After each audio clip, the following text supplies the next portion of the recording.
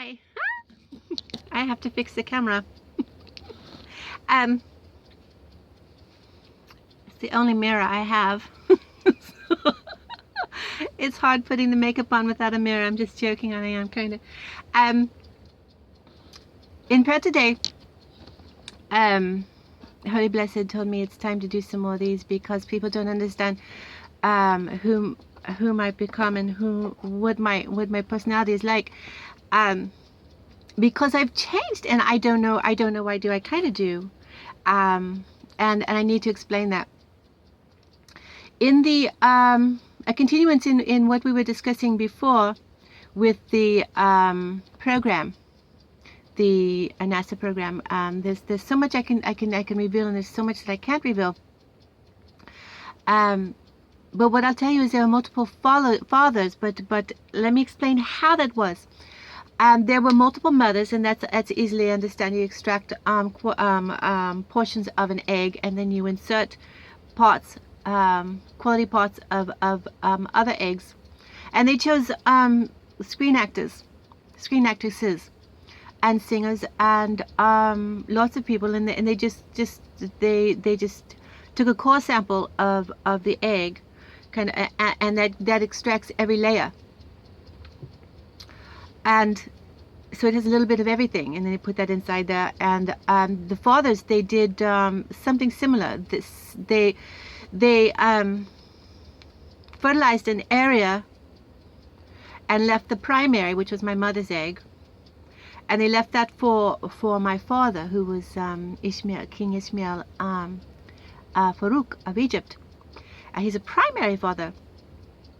And then they used many semen, which has qualities in it also.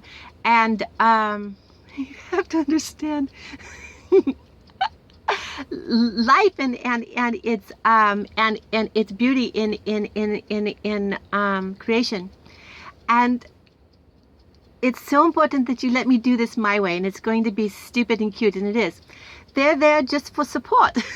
They're there for moral support. After they are, hey, Jimmy Stewart, Elvis Presley, and many others who were there who were supportive of the program, and who actually left me trust funds. And I don't ever saw that. That went likely to Caroline. I won't mention the last name because I'm pretty upset. I fucking am. I'm not happy. I'm not, and I'm gonna kick some ass on her. I am. And let me tell you something. My mom didn't want to say this. She didn't raise me, but she didn't raise a fool. Because you have to understand that in prayer, I have greater opportunities than a Senate seat holder.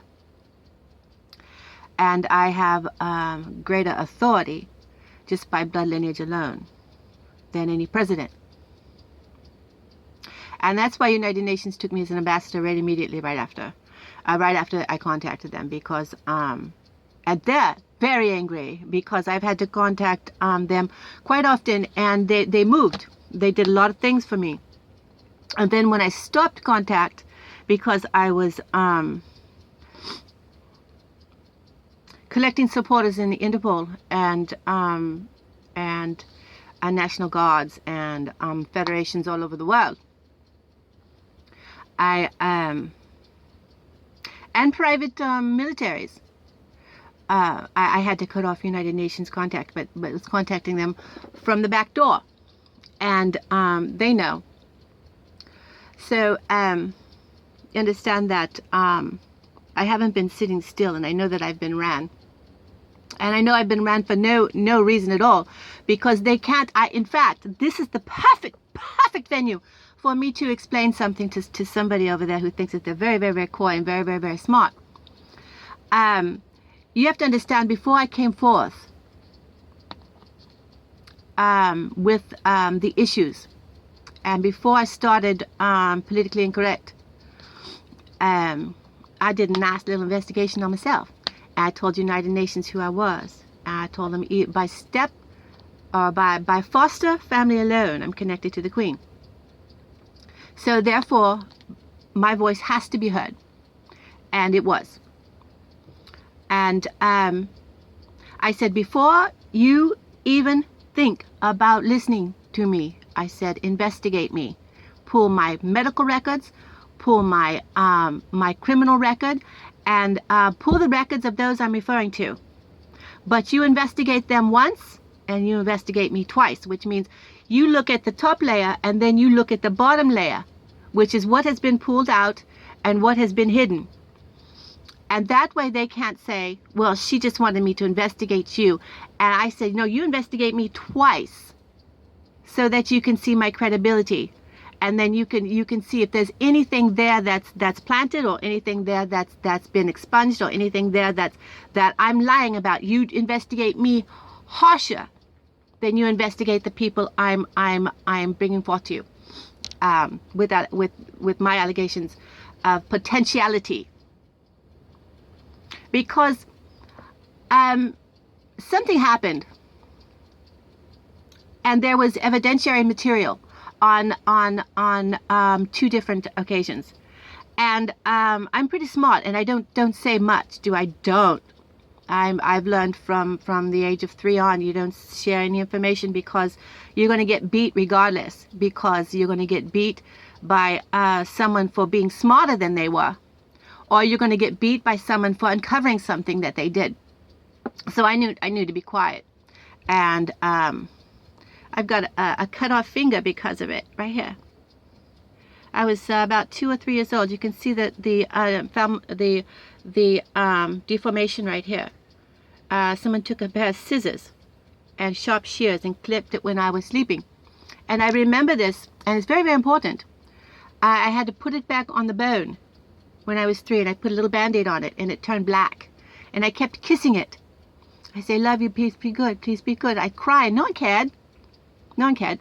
Now that this is the deciding factor, and this is why that on my documents I fingerprint my thumb and my pinky, because of the scar. It has no stitch marks, and that's very important. And the scar here that I have has no stitch marks, and the scar here that I have from playing with my mother's razor, because she said I could, and I was 5 years old. One of those big heavy duty, we didn't own Bics back then. It was a big heavy duty razor, and I was playing with it. Yeah, it's okay, play with my razor, I don't care. And so, and I slit my wrist by mistake. And not my wrist, but my arm. And it was right here. And there's no stitch marks on there at all. And it's way up here. And she just wrapped it with masking tape. And she didn't want to get in trouble, because she's afraid she had a little girl that she had to explain why her wrist was slit. And it wasn't my wrist, it was my arm right here. And that was the deciding factor with Interpol, that I was that my story is valid, and that I was maltreated, mistreated, and neglected, and harmed, because they didn't take me to the doctor. I'm just going from one place to another. I am. So I'm very, very upset. And I told United Nations to make sure that they investigate me really well and pull all my stuff. I gave them all my information. So they have my record prior to when somebody from the State Department decided to fuck with it. So United Nations knew right off the bat something was wrong, and they knew I was going to be ran, and I knew I was going to be ran, because I had to go up against the bitch whore farmers. And I'm being harsh, and I am, because see, all my life I've been everything but harsh all my life. And you talk to anybody, then they're going to tell you she's a pansy, right?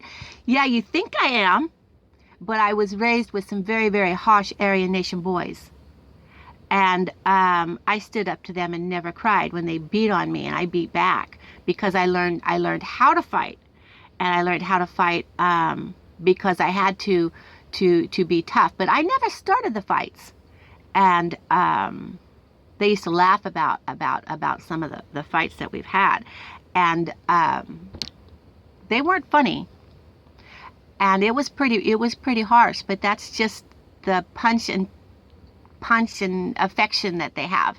And I won't refer to the common thing is called punch and tickle, because that never happened. But there was inappropriateness, and there was attempts for inappropriateness, and I fought that also too, because I wasn't going to allow that to happen to me. So I guess what I'm trying to say is, and I only have a couple of minutes, is that I need to do these here, and I've done these often, these VJogs, and they're unscripted, and I have to go with what Holy Blessed wants, or Goddess wants, and I refer to as Goddess because she's the highest level of love, authority, and blessings that we can have in heaven. And she's not only Holy Blessed, but she's Hagar, she's Sarah, she's all of them. She's mother, she's grandmother. And I get to speak to my grandparents and my mother and stuff, and they're my finest friends, aren't they? They are. And I'm going to start another tape, so